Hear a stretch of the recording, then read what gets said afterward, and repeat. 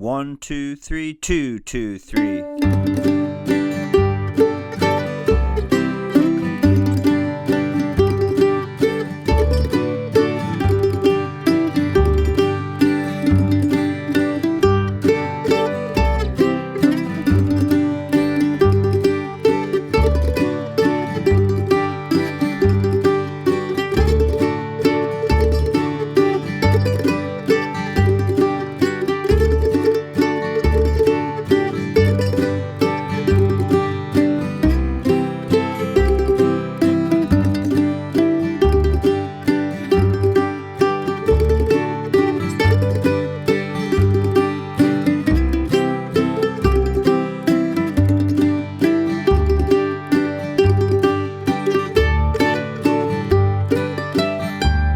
Everyone out there in Mandolin land, Mike Heading here, coming to you today with the old gospel song, Angel Band in the Key of G. I did this song for the banjo a few weeks back, and I thought it'd be fun to do a mandolin version as well.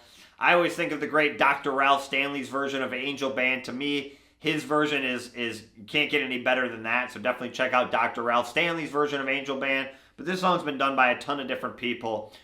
For this lesson, we're specifically going to work on using some tremolo, right? And using some closed bluegrass positions more up the neck.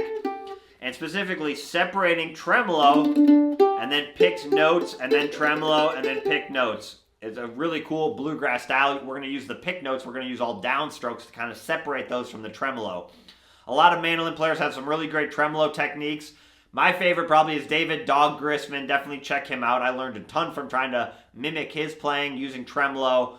Check out the album Home Is Where the Heart Is. Like Down in the Willow Garden is a great example of some really beautiful tremolo by David Grisman.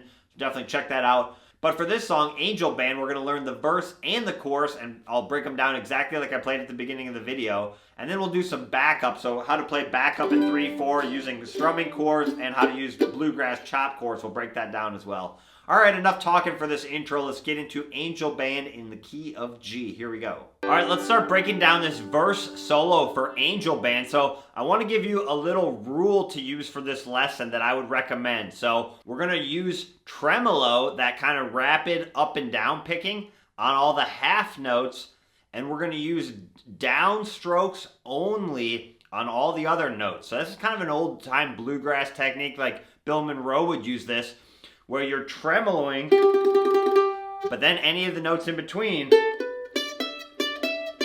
I'm playing with all downstrokes with my right hand. It's a good technique because I find the notes between the tremolo really pop out when you use all those downstrokes. So you don't have to do that, but that's what I would recommend for this lesson. All right, let's play the first 9 measures of the verse. That's kind of like halfway through it so you can hear how it sounds, and then we'll start breaking it down measure by measure with the tab. Here we go.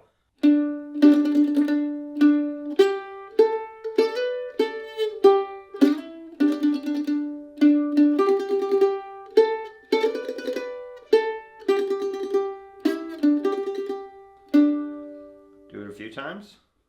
1, 2. And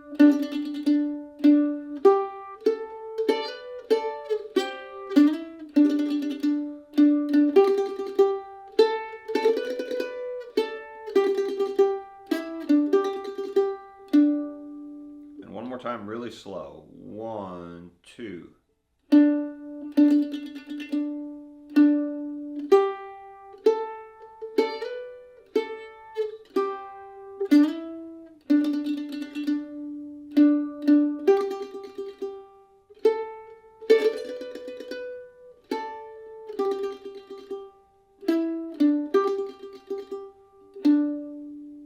Okay, so let's start breaking down the position that we're going to use. I'm going to have my middle finger of my left hand on the 7th fret of the low string, the G string, and my index finger on the 5th fret of the D string. So that's kind of the shape I'm going to use. And my middle finger is going to play all the 7th frets on any of the strings. My index finger is going to play any of the 5th frets. And my ring finger is going to play any of the 9th frets. Okay, so you're kind of walking up this shape. Actually, and you can use the 10th fret with your pinky as well.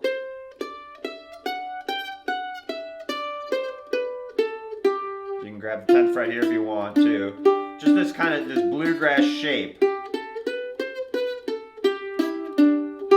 So So kind of just get used to that. Again, what you use with these shapes a lot is anchoring one finger, like I've got my index finger down, and I just keep it down, and then I'll move it to the next string, still keep it down. That helps you stay in the shape, and then if I want to move it to a different key, I just move the whole position down or up. It's very easy to do, right?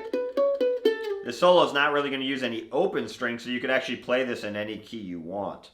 Okay? So that's the position we're going to use. And remember, we're in 3/4 time, so we're counting 1, 2, 3, 1, 2, 3, or 1 and 2 and 3 and 1 and 2 and 3 and. That's our underlying beat that's going on while we're playing. Okay? So measure 1 is a pickup. We're going to play the 7th fret on the G string on beat 3. So you count 1, 2, and then a downstroke. And then we're actually going to play that note twice more, but the second time we're going to tremolo because it's a half note. So you have, and we're going to play that for 2 beats. A half note is 2 quarter notes, so 2 beats. 1, 2, and then cut off the tremolo, and then do another downstroke. So that whole part's going to sound like this. 1, 2. So I'll do it with counting, and then I'll do it without counting so you can hear it. So 1, 2, 3, 1, 2, 3. And then without counting, 1, 2. It's good practice playing that tremolo and then cutting it off. And you can cut it off a little early if you need to, or you can just play it as a half note without the tremolo too. You could also just go. But the tremolo is going to spice it up and make it sound kind of more like a mandolin arrangement. It's also going to mimic a vocal quality where we're playing those long notes. Okay, so let's do that one more time. So 1, 2. And then stay in this shape. Play the 5th fret on the D string. And then 7th fret on the D string. And then I quick move my index finger up to the 5th fret. So again, I'm taking this position and moving it straight down. So I'm kind of staying in this shape. So when I move up to this note, I grab this here, right? So you can get these harmonies. So that's what I'm doing. So I'm going, move this finger to the A string, and now I'm going to do a 5-7 hammer on. Or excuse me, 7th fret, 5th fret, and then I'm hammering on to the 9th fret. Just, again, a very nice sound with that harmony above. So you have 1, 2.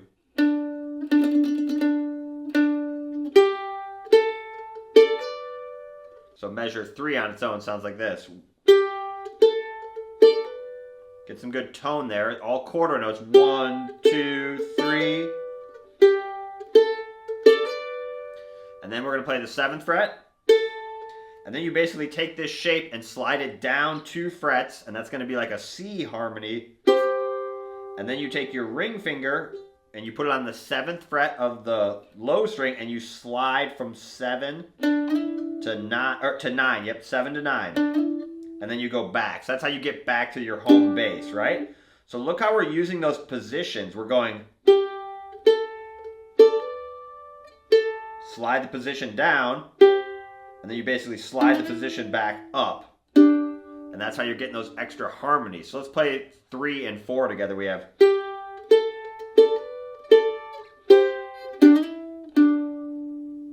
And right there, we're going to tremolo, right? So we have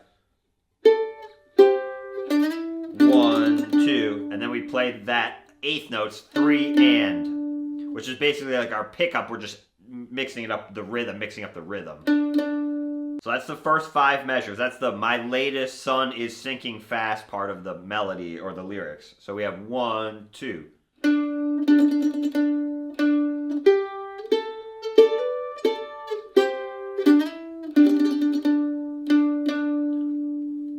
Notice how we're bringing out that C harmony. That's nice. So let's play that one more time. Here we go. 1, 2.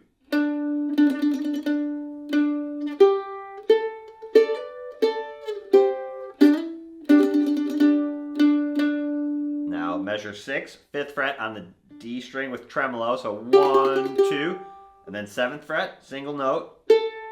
Do that hammer on again, this time with tremolo. That's good practice. Notice how my right hand might move closer to the neck too. So back here you're going to get a harsher sound right back toward the bridge. If you want to sweeten that tremolo up, you can move your hand a little closer. That's good practice. And then we play this harmony, and then down here. We're just using that shape. So we have...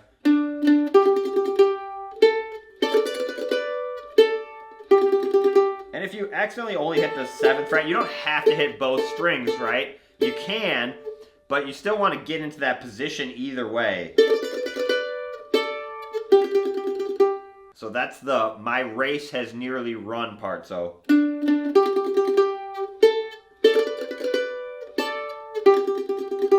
and then we do 9, 7, and back to 5 tremolo. So that's just like a fill. We're just going. Again, staying in your position, it's so important. If you can keep your fingers anchored, this solo is going to be so much easier. If you don't have to go find the notes every time, right? I'm just staying in this position.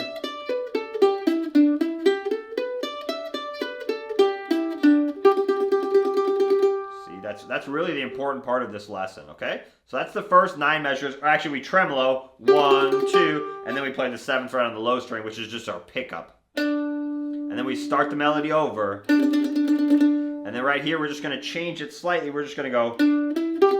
So 1, 2, 3, and then it's all the same.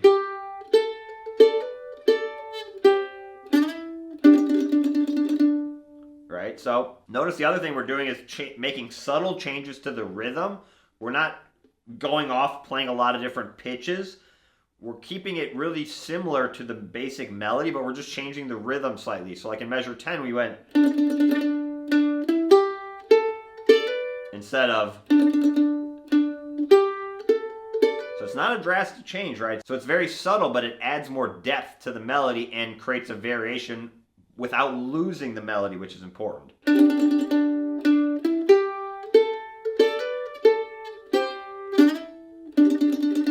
Again, we do same thing right here. Instead of just playing the 7th fret on its own, we're going to play 8th notes. So, and then the ending's the same.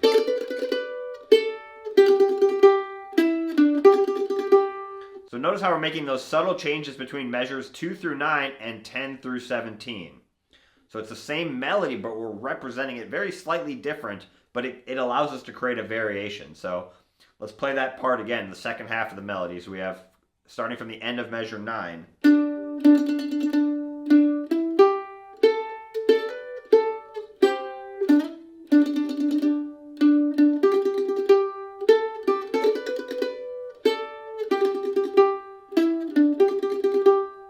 Okay, so that's the verse solo. So not too hard. Again, stay in your position, and I think it'll make more sense.